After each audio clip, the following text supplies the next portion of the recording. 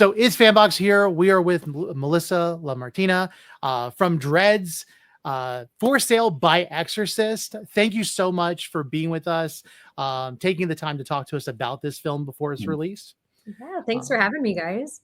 Absolutely. So before we get started, can you tell us a little bit about yourself and kind of how you got into directing? Yeah, sure. So I started really as a theater artist when I was really young. So I was an actor first and started directing theater, did burlesque for a long time, like kind of any little thing that I could do to tell stories and to tell stories in new ways. When I was directing theater, I was always into like really immersive theater and like really like getting the audience into kind of like a new world for the time that I had them in my clutches, you know? And then I was doing like back-to-back and overlapping shows. And I was ready for something different. And a friend of mine who I was doing burlesque with was like, hey, I'm doing wardrobe for this movie called Girl of Cthulhu. You should audition for it. You're looking for something different. Like you're kind of getting burned out on theater.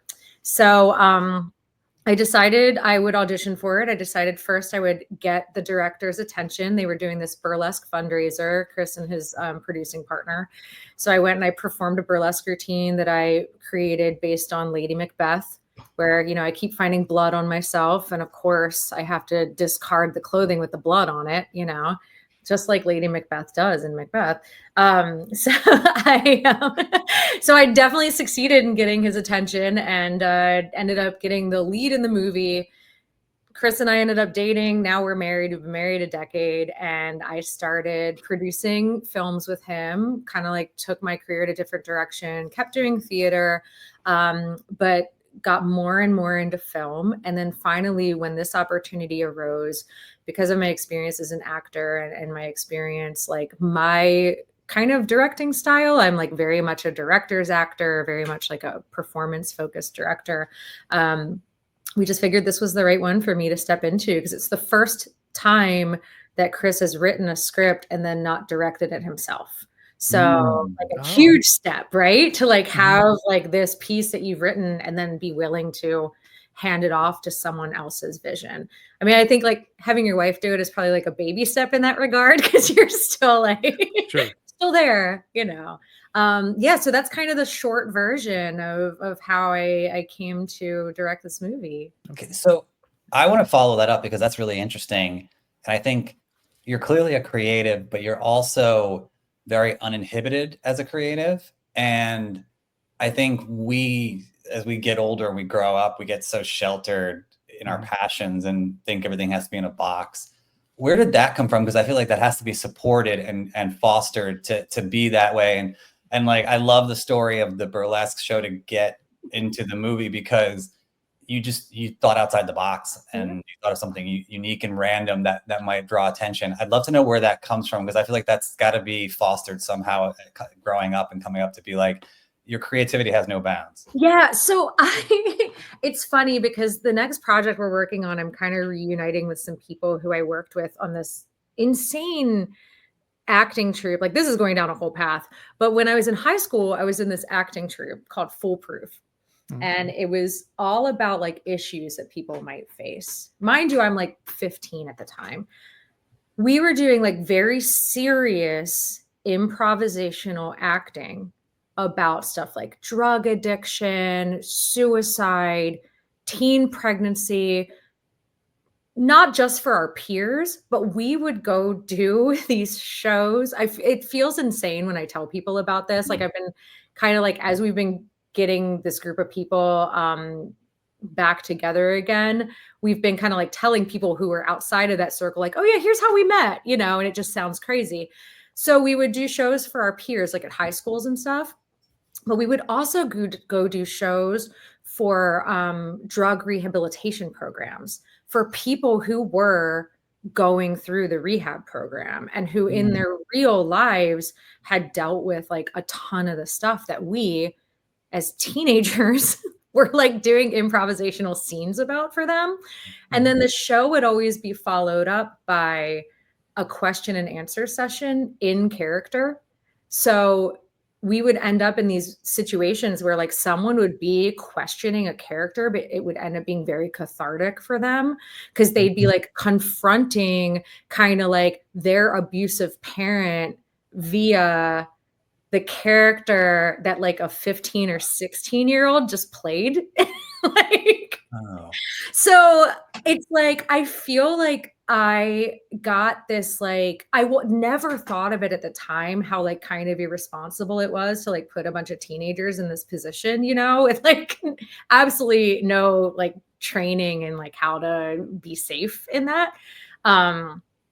But at the same time, it was like a really amazing experience because like I've never really thought about that connection until you kind of said like, where did that come from? And I'm like, I think that's kind of from there, where it's like just laying it all out there, having these like very intense acting experiences followed by a very intense like real experience of like talking to someone who like had a lot of pain and a lot of unpacking to do. So it kind of like, I feel like if you've done that as like a young person, then like any other acting or creative exploration, you're kind of like, well, whatever, like I can kind of do anything, you know? So we have an actor in our next project who I met doing that. She was a fellow actor in that. And then our costume designer, who also worked on For Sales, worked on a couple of our other movies. She was in that too. So when we get together and people are like, oh, you guys know each other. You've known each other a really long time. We're like, yeah, it's a funny story. But yeah, I feel like there's a link there, right? Because it's like we were thrown in there. And then I'm like, sure, burlesque, whatever. Sure, immersive theater. Sure, like improv comedy. That's nothing, you know? That's awesome. I love that. Yeah. So tell us a little bit about For Sale by Exorcist. Let's just jump right into the movie. Yeah. So For Sale by Exorcist is a mockumentary about a real estate agent who specializes in haunted houses. To be honest with you, it's something that I would have never thought of. Now being married to one of the writers, where did this concept come from? Like, was it something that he'd been holding on to for a while? Yeah, so it's kind of, so Chris wrote the script in 2017, but before that, there were like a couple little kernels that got kind of planted there. One was that we started like really thinking about when you see a billboard for a real estate agent, it's like never like, here are some houses that I've sold. It's always like their face, you know, it's like a headshot. So started thinking about that, like in terms of character and in terms of someone who's like putting themselves out there in that way as this real estate agent, you know, and what that personality might be like. And then when we went on our honeymoon in New Orleans, there are like for sale signs that have these little placards that are like haunted or not haunted, you know? And so that takes you down a road of like, what's a real estate agent who specializes in haunted houses? You know, what does that look like? You know? So he wrote it in 2017, always kind of played with it in his mind as something that would like maybe be a series, you know, where you're following Susan into different houses and finding out, you know, like kind of a monster of the week kind of approach to this whole concept. But Dread had been aware of Chris through like WNUF Halloween special and some of his previous work. There was kind of a mutual like, yeah, when the right project comes along, like let's work together. They don't really do horror comedies, but I think just because like they really liked his work, they looked at the script, they were like, this is really solid. So this was the project that we landed on to do with them, which is really cool. That's awesome. And how much of this movie is tied to real paranormal concepts? Because there is a lot of research and even like occult and cursed items handling and things like that. So like how was that process? Because that sounds fascinating and like awesome. So like I had so much fun writing the opening credits for this movie because I wanted you to feel like you were watching a documentary from the very beginning of it. So that's where all those credits come in. So like I was like, okay, what would, if we were doing a documentary, but I still want to credit the writers, like what would that be for this? So that's where like occult researchers came in. So Chris and Rob are credited as occult researchers. I was like, how do you credit a costume designer when like for a documentary, you wouldn't have a costume designer because it's real, right? So ritual garment preservation, our props manager is our that's great. cursed object handler, because you can't say props, because why would a documentary have props, you know? So cool. Yeah. Super. That's a great way to tie it in. I mean, a lot of times with credits, you kind of overlook them. And I'll be honest, watching I was glossing over for a moment, and I saw a cult, item or cursed items handling, and I was Yeah. like, wait a second. Yeah. And then it made you pay attention more. And I will say, this was not the normal recipe of Dread films that I've noticed before. Just like you said, it's they don't really do horror comedies. And and at first you don't really know what to expect in this. And even the trailer is alluring enough in itself to be exciting, because you're like, okay, there's something different about this. Either it's going to be a full on parody, or it's going to be a good story, and it's going to be both. And honestly, I will say I did feel like it was both. It was a very tight plot. How much fun did everybody have? Just kind of, was there some creativity to the script? Was some things like changed just because of ideas? Like, how did it feel on set? Yeah, so like not necessarily on set, because when we were approached to do it, their model is your production is 15 days, right? And I decided I was going to do it in 12, because I wanted to have a buffer of time in case, because when you're working on something that's low budget, like who knows what could happen, where you lose a day for whatever reason.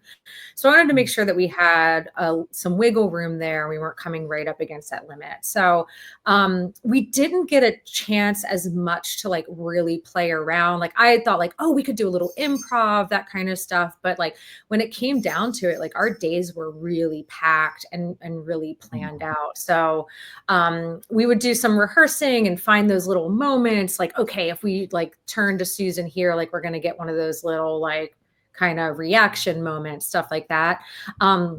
A lot of the play and script changes really came from when we got the green light for the project and got the budget and got kind of the constraints of our little sandbox.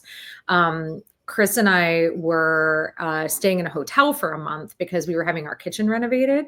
So we would go down to the hotel happy hour and like read the script to each other and like figure out like what we could lose, because we ended up cutting out whole characters. There was this whole side plot with these two brothers who are paranormal investigators who Susan gets hooked up with, and then they come back in the end and like are part of the finale. So we were like, well, we can get rid of two people right there.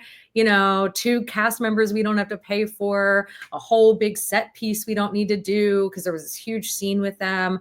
And I think in having those constraints, you had to edit and you were forced to keep the strongest material, So it's like, even if we thought something could be really funny, no, it's out of there. And I think we ended up with like a nice lean, like just like punchy end product, because of like having someone say, okay, we like this script, but we determined when we got the budget and everything, we couldn't film it as it was. So I like that forced editing, Okay. If you saw us look at each other and smile, you said sandbox. We immediately thought, oh, FanBox? Yeah. It was just meant to be. And then, obviously, as the movie evolved and the characters evolved, what this is a very open question, but I'd love to get your take on it, especially. What do you want the audience to take away, like the main point, or like the to walk out of the theater, thinking or feeling or anything? It's a very open question. Yeah. So for me, obviously I want people to have fun with it. It is a comedy. Like I want them to enjoy this little dip into this world. But like for me, ultimately, like the movie is about like finding a place for like everyone in a community, whether they're living or dead in this case, but really finding like a place where everyone can thrive and be happy. And Susan learns so much about the value of that through the course of the story. And it's something that she hasn't thought about. She's been so focused on finding the perfect home for her clients, cleansing a property, but then not thinking about like, where do these entities she's cleansing go? What is their fate? So I think for me, like that is a huge part of it. And then also that challenging of your perspective, like Susan is willing to challenge what she's thought of as true for her entire career and grows as a result of it because she's willing to like take on a new perspective and consider that she may have been wrong, you know, which is really important. Susan was a really fun character. Just kind of watching her from the whole Southern homegrown accent, the catchphrases that her grandma always said, all of those little things about her made her really endearing and at the same time a little bit superficial when you first think of it as a realtor. But was there anything that you would have loved to have done with her, or did you do everything that you kind of like wanted to do with that character? So it's really funny because one of the things that we talked about really wanting to do, like if we had like marketing budget and like we were able to like take her on the road, we wanted to take Susan and have her go to conventions and like do PowerPoint presentations and stuff like about her career so that it would be real, so that you'd like go to a convention, you'd see Susan Price, like not Emily the actor, but you'd see Susan Price give a presentation. And we wanted to like really bring her into the real world. But that would have been fantastic. Right? Oh, that's so cool. Yeah. Life often imitates art, right? So when filming these kinds of movies, a lot of stuff can happen and people obviously read into it. Did anything happen on set that you were like, wait, was that paranormal activity, or is that just, am I just imagining that? Was there anything fun or any anecdotes from filming the putting this together that you're like, you just looked at each other and started laughing or you know, something like that? Man, I wish I had a story like that where like we thought something was haunted. Like I think that'd be amazing, you know, like that we filmed in a real haunted house. Nothing like, we didn't really have anything very crazy. I mean, mostly just like coming up against the real world in some of the places, like shooting at the motel that we shot at. Like there's one particular scene where Susan opens the door to find a very unusual character standing outside the door. I don't want to give anything away. I hopefully you're remembering that moment, but like, you know, we were at a motel where like other people are staying and here's this guy outside the door and we're just like, yep, hey, like we're not shooting the kind of movie you may think we're shooting in here. Oh, that's that. So yeah, so you're working on a low budget. You've got only 15 days. You did it all in 12. And obviously you've got situations like that where you're out in public and people are seeing things and you don't have the ability to maybe like block off certain areas like you would with a large production. Was there any obstacles with people like not understanding what was going on? For the most part, we were okay because we were like pretty much like in homes for a lot of it. So there weren't a lot of like chances we were running into people. It's funny though, because the motel that we shot at for this one, we had previously shot like a week for Call Girl of Cthulhu at. And when we shot that, we were doing like beheadings in the parking lot and stuff like that, like blood running everywhere. We're just like, hey, don't mind us. So like certainly nothing to that level. Like some families like staying out in Frederick at a hotel and like watching us like cut off people's heads as they're going to their room at night, you know. Nothing so salacious as that this time. Okay, I guess it would be considered a normal day at that point. Right. Wow. Speaking of a normal day, because I want to let Tony close, but before he does, with like the final question or two, I want to say, because obviously, again, like you're so exposed to so many cool and unique and different things. Does anything phase you in real life anymore? Or, you know, obviously with the material you work with, and is there anything that catches you off guard, or is it you're so, you know, creatively flexed that you're like, I do this day in and day out? I feel like everything's kind of a potential story, right? Like no matter what crazy thing, like unless, you know, you're in danger in some way, like no matter what crazy thing you're observing, like everything's kind of potentially going to inform a character or inform a plot point. And it's just like keeping your eyes open. All that's really exciting. Two last questions for you. They kind of run together. First of all, we always have viewers and listeners that always are interested in getting into production or getting into the field. What recommendations would you give to them to kind of like help them, encourage them to keep going? And then for the last thing after that is, you know, what's on the horizon for you? Yeah, so like the first thing I would say, be willing to take risks. Like sometimes you think like, oh, I can't do that thing. I recently worked on another project with Dread, Amanda the Adventurer, which is a video game. And we did a sequel, and I wrote the whole narrative for it. I've never written a narrative for a video game before. So, there was like a little voice in my head when I was in talks with that team about taking on that project that was like, you can't do that. Like, you're not a video game narrative writer. Like, you need to tell them no, because you don't know what you're doing. But I think like just a willingness to say yes and take risks is really important.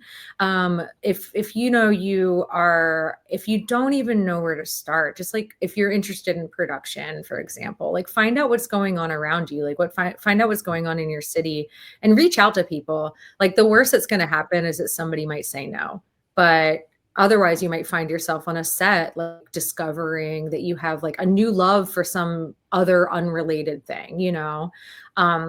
Like I wouldn't have known how much I was really going to love producing until I just started like doing it. And I think that's really important, is like, don't think about it, just go start to do it.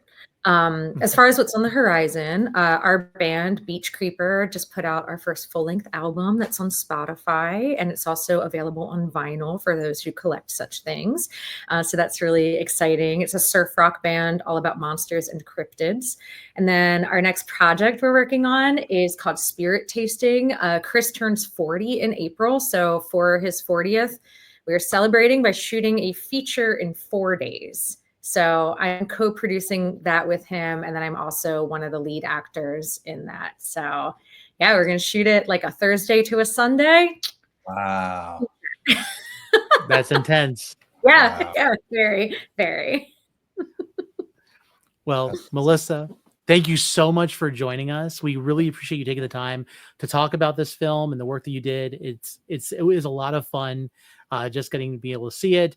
And if you are watching this and you would like to catch Dread's new production, For Sale by Exorcist, it'll be available on March 11th.